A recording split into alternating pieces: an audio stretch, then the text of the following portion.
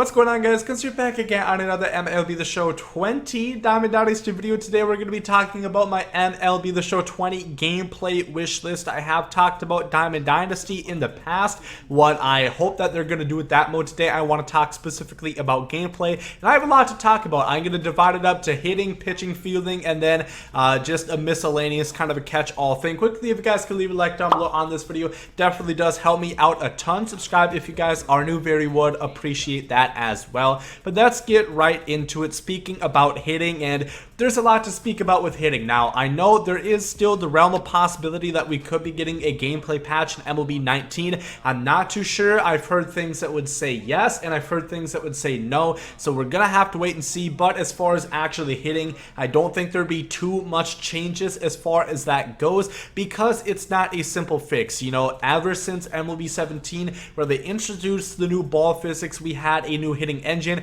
Hitting has kind of been wonky. It has not really felt the same ever since MLB 17. And what I really think needs to happen, first of all, is the timing window needs to be fixed, and they did not really touch it at all. They said they adjusted it within the patches twice this year. I do not feel a difference whatsoever. Basically, what I mean by the timing window is to hit the ball, you can be very late, just late, late, normal, or good, and then vice versa. You can be very early, just early, or early. There's such a wide timing window. It has to be decreased, and the reason for that is because it bails out too many guys. I see so often where I'll have a pitch not in the strike zone, they're very early or they're very late. They'll still make contact with that, and that's how you keep alive in the at-bat, and eventually one gets hung, and then they get a base hit. It's really frustrating. That has to be fixed, in my opinion. That's a huge problem with the current hitting right now. Another thing is exit velocities have to be adjusted a little bit, in my opinion. I still don't think they're as realistic, or not realistic, or as rewarding as they should be, because there's always the balance between realism and results, and that's something that a lot of people are debating. You know, should it be more realistic? Because I would say right now it's more realistic. You're not going to hit a home run every time you square up the ball, or, you know, guess the pitch right and know where it's gonna be. But this is a video game. It should reward skill. If I have my PCI lined up, squared up where it's supposed to be, I should be rewarded for that. And a lot of times it just doesn't feel that way, which goes right into the squared up. Those balls, they have to increase the hit chance on those. There is a way to check the hit chance. The highest thing that there is a 15. If you ever go on some of the top players, I know like Magunsky shows his very often. I've seen a lot of screenshots on his Twitter. He'll have tons of 15s, and they'll be lit red like a Christmas tree, and those are of course outs, meaning they are hard line drive outs, and that's a little bit tough. What is there really to do with that? Because a big reason for that is there's just so many fast outfielders. There is a lot harder to get gappers, a lot harder to get those hits right now, because everybody, or a lot of people, have, you know, Willie Mays out there. They have Ken Griffey Jr., Ricky Henderson, so many fast guys, Tony Gwynn out there, that it's hard to get balls to drop. So that definitely does not help, but I think something has to be fixed there. Once again, it just has to be rewarding. Is it going to be necessarily the most realistic thing? No, but I don't think MLB 19 is that realistic. There's a lot of things that would push otherwise. You know, it's really a balance that they have to find, and I think that's something that I really hope that they worked on coming into MLB 20, because obviously they have already started working on that for quite some time now. And lastly, I just want to talk about bloopers. Yep, they happen. They have to happen a little less, in my opinion, because that's another thing. It's really frustrating. I could be hitting squared up balls all game, and then my opponent is just getting bloopers. He has fast guys. They get on base and they score, and that can be the difference between winning and losing a ball game. So bloopers, you're never going to get rid of them, but they have to be tuned down, and that's going to once again go at the PCI. That's something I think needs to be changed. If you are not in the vicinity of the ball with your PCI, you should not make any contact with it regardless of your timing. That's something that has to be changed as well. Big hitting upgrades, big hitting changes need to be made in MLB 20. On to pitching. I don't really have a whole bunch, but one thing I do want to mention in particular is pick a pitcher. This is, of course, a Diamond Dynasty specific one. You guys know it is currently a dice roll 1 of 5 between your starting pitchers. I would like a pick a pitcher option, if nonetheless at least for offline play, but I think this could be used online as well. What I think would work the best is kind of have it a way that's saying you have Clayton Kershaw on your rotation and you really want to use him. You use Clayton Kershaw, then you have a lock on him where you have to play 4 more ranked seasons games until you can use Kershaw again. I don't know exactly how, once again, I'm not like in the actual developer kit. I don't know how to do that, but I'm sure there would be a way to do it. It would theoretically be like a contract system, and you could still use those cards offline. This would just be an online lock where, yep, if you want to use this guy this game, you can, but you're going to have to use somebody else in your next 4 games until you can use him again. It's going to be kind of confusing because then what if you have all 99 players and, it's confusing, but I think there is a way to do it, and I think it's going to help out a lot because I know for personal experience, this was when I got my first level 75 pick, or my second, because the first I picked Eachart, the second I picked Nolan Ryan, and I could not get him for the life of me. It took like 20 ranked games until I finally got Nolan Ryan, and then recently I picked up Corey Kluber. I don't know. People would ask me, hey, how do you like the Corey Kluber? How the hell should I know? I've had him for 20 games and I've used him like once. So I think there has to be something there just so we can actually use those players, because it's frustrating spending 100K on a pitcher and never being able to use them. So I think that would be a good system. Another thing, home runs per 9, it has to be changed. Either take it out, matter it, or having an effect on gameplay, or just really, really adjust it, because right now, home runs per 9, it never used to affect gameplay. It does now, and the problem with that is that's another thing that leads to all those squared up liners. Let's take somebody who has 100 home runs per 9. I don't know if anybody actually has that, but I know a lot of guys have the 90s. Basically, it just means if I have 95 home runs per 9 compared to 60, the ball can be in the same place.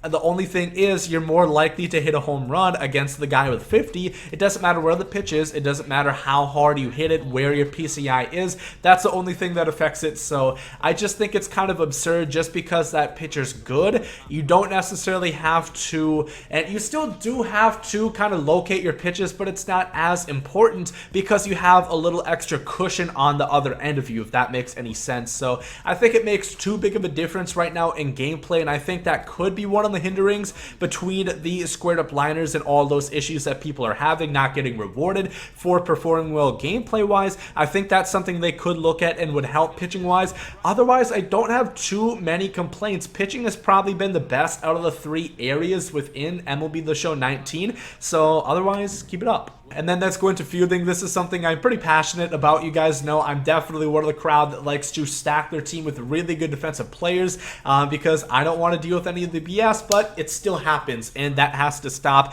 If I have gold defense 80 plus or diamond defense 90 plus, of course, 80 plus would show a gold shield, 80 between 89, 90 plus would show a diamond shield. Actually, in Diamond Dynasty, you are guaranteed to make a routine play. If it's a ground ball right to you, I should make it 10 out of 10 times.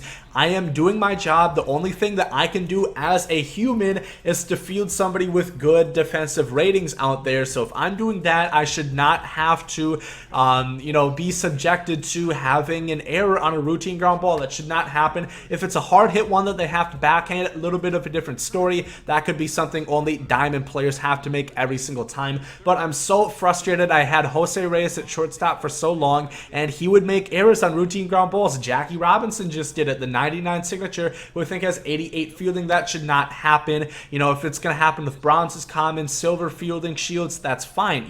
You should have somebody better out there. I completely understand that. Diamond shields, I think, should get more exclusive animations that only they can have, which basically means they would just have faster animations. So like a shortstop like Ozzie Smith, Omar Vizquel, they should have better animations to deliver the ball faster, so kind of prevent those infield hits in a way. And outfielders should have different kind of animations, like when throwing the ball, if you ever see sometimes, and this happened to Jim Edmonds when I had him in left field. If you've ever been up against the wall, they'll have that like slow running, like to kind of not run into the wall. In a sense, that should never happen. He is diamond fielding. My grandmother would not run into the wall from like 10 feet away, but they'll still do that obnoxious running into the wall animation. That has to stop if I have diamond fielding. Sense of urgency is something that also needs to be tuned up a little bit. It is better in a sense in most parts, but there are some times where it's not great. For example, sometimes if I throw the ball into a relay and they're supposed to go home, they don't always react like you would expect a normal human being to do so. So I think that has to be changed a little bit, and maybe that could be its own statistic. I'll talk about that a little bit later. Catcher throwing meter still does not always pop up for me. That's absurd. That's ridiculous. That has to be fixed. A lot of times this will happen on a drop third strike. It just will not show up, or sometimes when somebody is trying to steal second base. Those two in particular are times where it does not show up. So it's basically a free stolen base or a free base runner in a sense, which, you know, if I struck him out, he shouldn't just be getting a free pass right there as if it's a walk. And then tag fixes. I've had multiple encounters with this recently. 99 Ozzie Smith. Somebody was trying to steal second base. He was there a mile ahead of him. He got the ball. He just did not decide to tag him for whatever reason. 99 fielding, that should not happen ever. That is ridiculous. That has to be fixed. If I have the ball there, you should always be able to make a tag. Once again, could that be its own attribute where some players tag faster, tag quicker than others? Sure, I think that could be cool, and it's something I'll tie into later. But everybody, if the ball's there, they have to tag at some point, not at all. So there is my field increases. Also catching, I want to say blocking has to be fixed. That's pretty broken as well. The biggest problem with catching is balls will just go through them. If you actually look in a replay sometimes, a lot of your pass balls are actually not pass balls. They go right through your catcher's chest protector or their knee pads. So go into a replay sometime if that's frustrating you, and if it's right there, it probably went through them and it's a glitch and it should not be happening. So